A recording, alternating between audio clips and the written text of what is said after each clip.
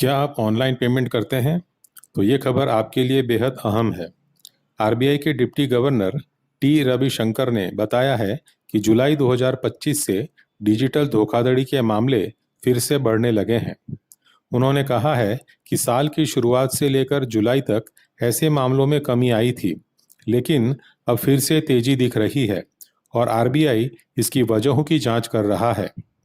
RBI की report के मुताबिक वित्त वर्ष 2024-25 में धोखाधड़ी के मामलों की संख्या घटकर 23,953 रही, जबकि पिछले साल ये 36,000 से ज्यादा थी।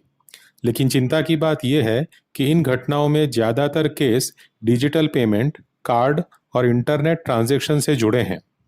निजी बैंकों का इसमें 60% हिस्सा है, जबकि सार्वजनिक बैंकों की हिस्सेदारी मूल्य के आधार पर 71% से अधिक है।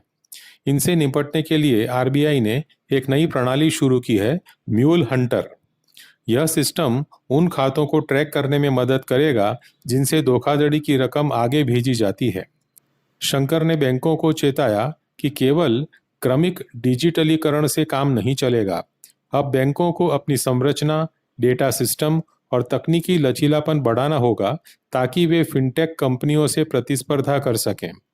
उन्होंने यह भी कहा कि भविष्य में बैंकिंग की ताकत अब सिर्फ बैलेंस शीट नहीं, बल्कि डेटा और टेक्नोलॉजी पर निर्भर करेगी।